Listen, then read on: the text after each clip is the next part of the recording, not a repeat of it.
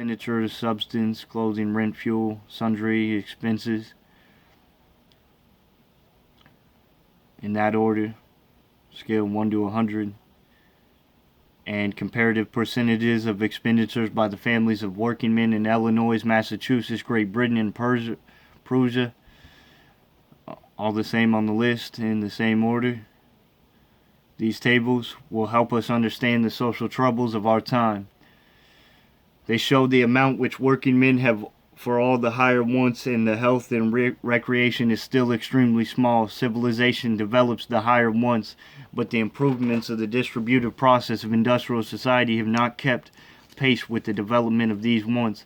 It is to be noted that for Prussia, a family for the intermediate class is taken. Crisis are periods of arrested industry attended by gluts and apparent overproduction. Overproduction means really unseen production resulting in impede exchange. The remedy is to remove the obstacles to trade. Engel's law for Prussia. The greater the income, for the smaller the relative percentage of outlay for subsistence. The percentage of outlay for clothing is approximately the same whatever the income. The percentage of outlay for lodging and rent, fuel, the like, is invariably the same whatever the income. As the income increases and the amount of the percentage of outlay for sundries becomes greater. Questions: what is a crisis? A glut? What is a popular explanation of the latter? What facts are opposed to this explanation? What kind of overproduction is possible? Why? What is a remedy for a crisis? What is meant by Dr. Engel's theory of social signal service?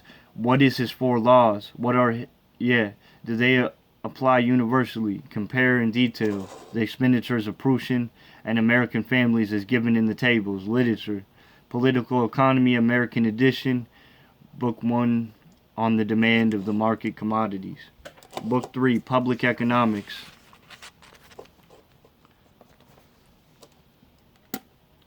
Part 1, Public Industry and the Relation of the State to the Private Enterprise.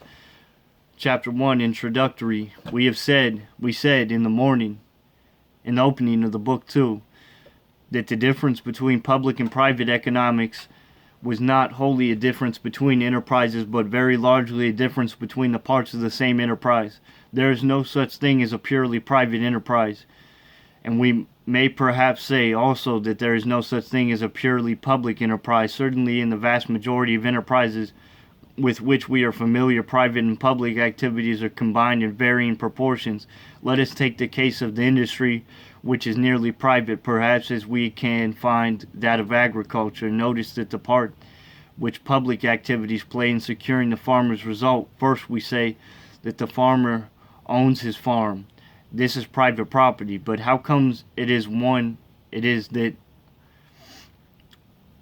the farm is his? Why does not a stronger man drive him off and take the farm for himself? Plainly because the state, which is the organ of public activity, protects him in the possession of his farm. When he bought the farm, he took his bill of sale or the deed to a government official who recorded it and thus gave him the official guarantee of possession. A neighbor's dog kills his sheep, and an appeal to the state compels the neighbor to redress their grievance. Another, far below, dams a river and backs the water up so it overflows his land. Another appeal to the state removes the dam or secures damages. When wheat is raised, the farmer hauls it to the market, but how is it made possible? By a road built, not by private but by public activity. The railway lowers the price of his wheat by discriminating rate, and again government interferes in his behalf, so much that the protections of government, the list which could be greatly extended, but there are extensions as well which profoundly affect the farmer's economic activity. He has mortgaged his farm and does not pay. The sheriff appears and sells it to another man. Taxes are levied, and again, if he does not pay, his property is sold, and an amount of tax appropriated by government. An infectious disease breaks out among his cattle, and in spite of his protest, they are slaughtered under public authority. And he is paid not his own but appraiser's price. A railway is built across his farm, and unwillingly though he be, his land is taken by an appraiser, fixes the price. The list too might be greatly extended, but enough has been said to show that in highly organized state, public activities are inexorably interwoven with private activities, and that any such thing as independent and unlimited private control is out of the question. The industry of agriculture, which we have seen to be so largely dependent on government for its benefits and responsible to it for its obligations, is after one of all of the most thoroughly private industries in existence. The farmer is free to make any bargain he pleases with his labors. The manufacturer often is not. He can build as he pleases, the dweller in the city cannot. If he hauls a neighbor's wheat, he could charge what he pleases. The railway cannot, and so indefinitely. Thus we see that all enterprises are a result in the part of public activity, and also that the part played by this public activity is different in different industries. We may lay it down as a general principle as society becomes dependent upon the individuals in control of an industry. It protects itself by state activity. The different forms of state activity will be examined later. It is important for us to conceive clearly at the outset the exact subject of our inquiry. We are not concerned merely with the state revenues or with that few industries which the state has taken entirely under its control, but with the partial control which the state exercises over all industries considered. Thus, public economics covers all the ground which we have examined under private economics. It concerns rent, wages, etc. Because it is a part in determining all these things, it affects profoundly all the fundamental economic possession process of production, exchange, distribution, and consumption, which we studied under private economics. We study the same facts as before, but we study a different set of causes. The state, without going into question of what constitutes a state, it will answer our purpose here to notice the extent of the conception as we use it. We in the United States are familiar with many kinds of governments. When we speak of the government, quote, we generally mean the federal government with its seat at Washington. Then comes the state government, then the city, then the county, the township, and the school district. Each of these has its own governing to do and is backed up in doing of it by all the government superior to it. Now it's entirely accident with us out of these half dozens forms of government only one, and that not of the highest is known as the state. It is nearly every other country. The governmental divisions most nearly corresponding to the states are known by some other name, departments, provinces, etc. When we use the term in present work, we never meant a state in other American sense, unless the meaning is specified in any society acting through government. Local governments are, of course, other branches of the main government, so when a school district hires a school teacher, or a township mends a road, or a city builds waterworks, or a state builds a penitentiary, or a federal government builds a post office, all of these things state activities in the scientific sense of the word. So too when we speak of state intervention, we may be talking about the township of the city or the general government. These are only different ways of exercising one and the same kind of power that are organized of government. The nature of state or public activity, the laws which we have considered under private economics operate for the most part unconsciously. A law regulates with force the wages of workmen, but neither workmen nor employer in general know why the wages are as they are. Men lend money or goods now for the price now for another, but few know why they demand interest or why the rate changes. These processes go on visibly before us, but the governing laws are hidden except to the careful investigator. In this respect, they are the laws of physiology. We all eat and digest our food, but how many people know how or why digestion takes place? The laws of this private social economic activity are largely of this sort, spontaneous and unconscious. The laws of the public activity are, on the contrary, conscious and volitional. When we decide to take a law or levy a tax, we do it consciously, considering arguments, and finally the thing in question will the thing in question. Individual citizens may not realize what is going on, but the men composing the government know what they are doing and why they are doing it. Some people are inclined to call these spontaneous and unconscious forces, which we have compared to digestion natural, as contrasted with these efforts to modify results consciously, which they would call artificial or even unnatural. One objection to this is that they observed its prejudices for all conclusions. It is one of the utmost importance that we should understand what is natural to man. We are all unaware that nature and natural are variable terms. It is natural for animals to swim. That depends on the animal. The beavers, yes. For cats, no. It is natural for beings to be governed by unconscious laws or instincts. That depends on the being. For cattle, yes. For men, no.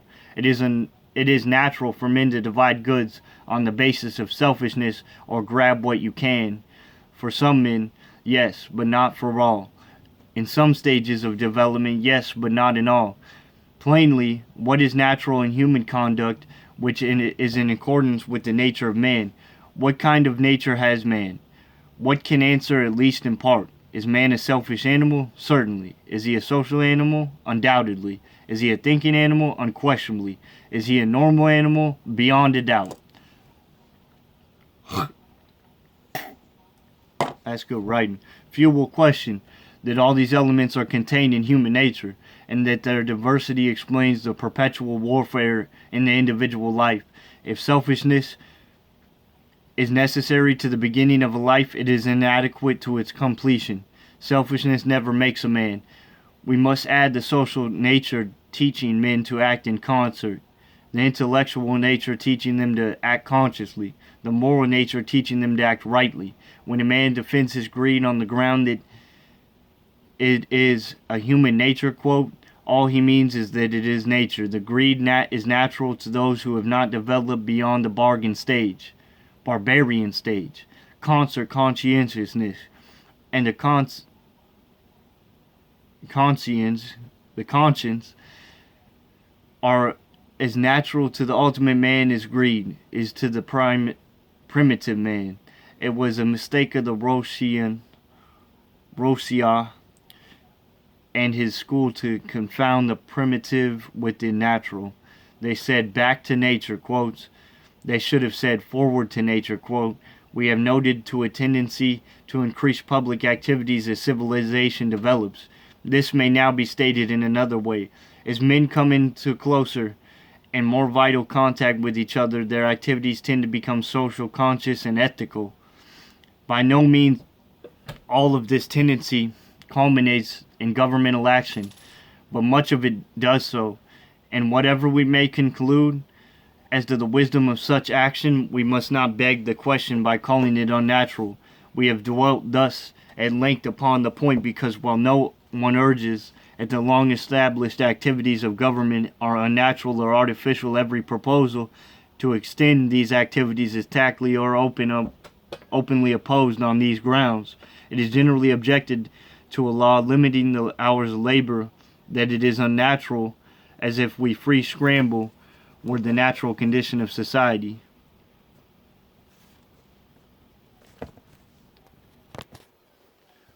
Whether such a law shall be wise or not, we shall consider later. But one thing is certain, it is not unnatural if the social and ethical elements in human nature are too dominant.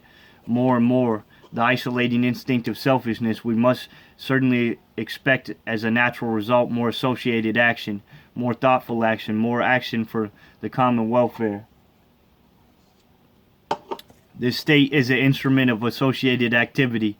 It must be remembered that associated activity, far from being confined to the government, is rather the rule than the exception in private enterprise. We have now corporations for railways, for commerce, for manufacture, for education, for evangelization, for charity, for almost every undertaking known to modern life. As these corporations increase in permanency, magnitude, and power to accomplish their purpose, they approach increasingly to the character of independent governments. The question today is not between the individual action and associated action, but between different kinds of associated action, that of the corporation and that of the state. Without anticipating here a discussion which must receive our careful attention later, we may notice briefly certain characteristics of the state which distinguish it from private corporations. The scope of state action is necessarily great. A private society may in some respects do better charity work than the state, but nothing in its nature guarantees that it will cover the whole field. That which is undertaken by the state must usually be undertaken comprehensively and apply equally to all parts of its territory. The power of the state far exceeds that of any corporation acting under its authorities. Great corporations sometimes seem omnipotent, and they exercise an enormous and pernicious influence over legislation itself, but they can by no means command the resources and power of the state under which they operate. The state acts for all citizens, while corporations in general act for a few, and not unfrequently sacrifice the interests of the rest. It must be remembered, however, in limitation of the state, that the disinterestedness